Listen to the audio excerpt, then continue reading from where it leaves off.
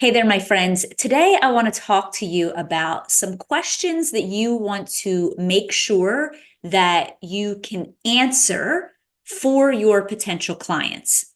Because once you are clear on the answers to the questions that I'm going to offer you today, you will feel a lot more certain about your business and the way your business runs. And when you have certainty and more clarity in your business, then it's easier for you to go out into the world and talk to strangers about the services that you're offering. So the questions that I'm going to ask you today, I want you to think of these questions as if a potential client were asking them to you. And then you're going to take these questions and then you can turn them into what we refer to as FAQs, frequently asked questions. Now, there are a variety of ways that you can use these frequently asked questions. You can put them on your website. You can use them on social media. You can create a document. And you can have that information pulled together. So when you are having conversations or somebody asks about your services, you've already decided up front what the answers are to all of these.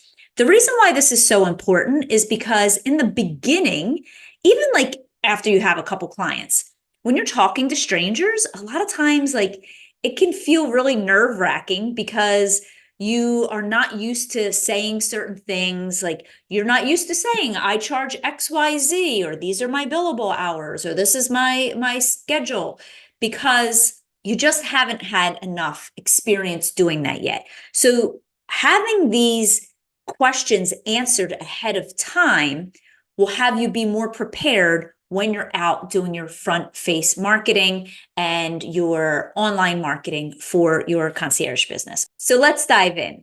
So I'm going to give you 4 FAQs that you want to answer for yourself, and then I'm going to give you 3 bonus ones.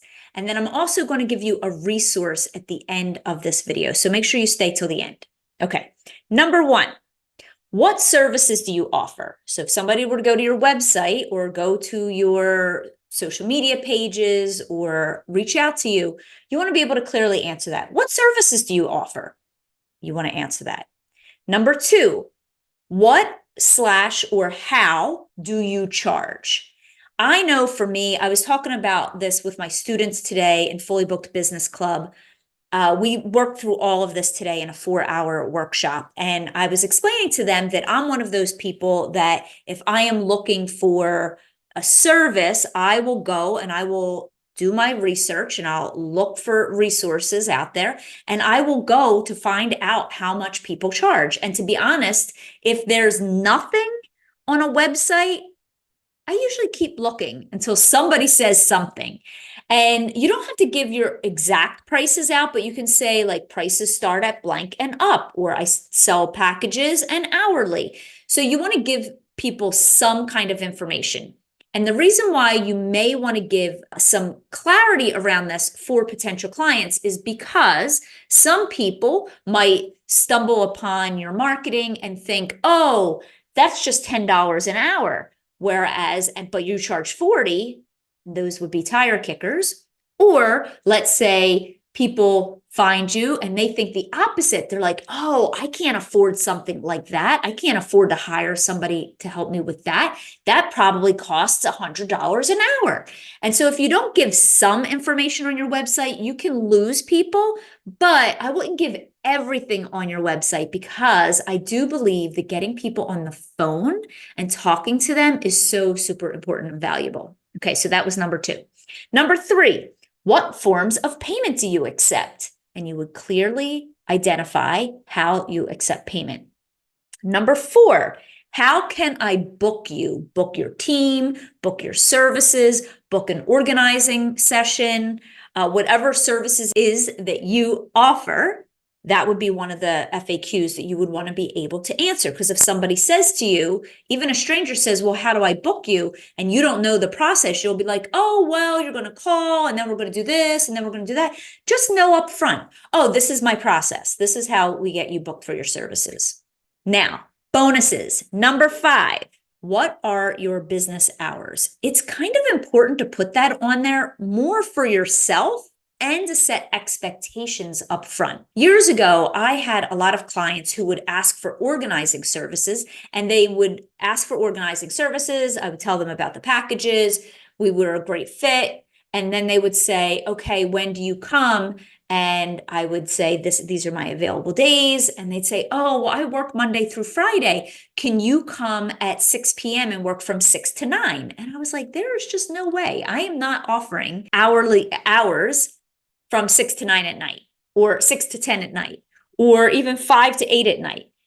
Those were not the hours that I was offering to clients. So I clearly had it stated that our operating hours are X. And then when people wanted to book services, then I would tell them, this is what our other clients do. Our other clients will take a day off, or our other clients will have us come in a work from home day, or our other clients have us come in when the kids are at school. And I would help them feel like this is a good option for them versus them telling me when I had to show up. Okay. The sixth one, which is also a bonus, is, do you take last minute requests? And I really want you to think about this. Do you take last minute requests? Or do you prefer to have somebody submit ahead of time, 24 hours or 48 hours ahead of time for requests? And the reason why I say you want to know that up front is because if you say, yes, I take last minute requests, then people might always have that expectation of you, versus perhaps you prefer to have 48 hours advance notice for most requests, but at times can accommodate last minute requests based on our schedule and availability, right? So this way, again, you're kind of setting some standards up front for what people can expect.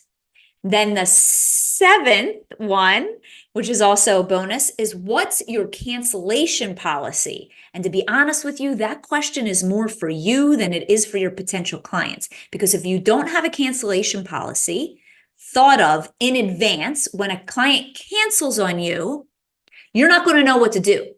So decide upfront, what is your cancellation policy going to be? This way, if it happens, number one, you can explain it to people up front. Number two, you can have it as part of your FAQs. And then number three, if it happens to you, you don't get your panties all in a bunch, because then you already know, right? You're like, oh, this is my cancellation policy. And you let people know ahead of time, just like any other business that's out there.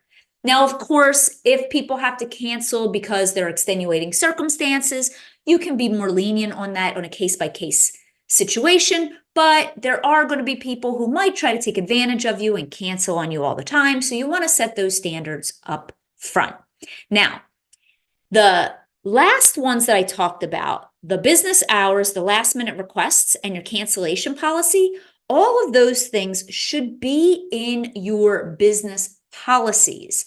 So if you have business policies, go read your business policies and see, is this what I wanted to say? Are these my operating hours? Do I still want to offer last minute requests? Do I have anything even about last minute requests in my business policies? Did I have anything about canceling services in my business policies? So go there first. And then if you already have them, maybe you need to tweak them. Maybe you need to update them. Maybe you don't have business policies at all.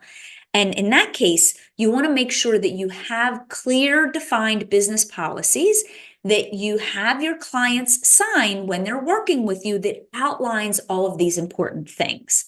Now, as promised, I have a resource for you. I'm going to put a link below to the Concierge Contract Bundle. And in that bundle, you'll find a collection of contracts, business policies, key release forms, door waivers, and a lot more that you can use in your business to really legitimize your business, and also make sure that there are clear standards set with your clients from the beginning. And I'll put a link to that in the description below. All right, my friends, if this video was helpful, please hit up the like button, subscribe so that you don't miss any of our upcoming episodes. Bye for now, friends.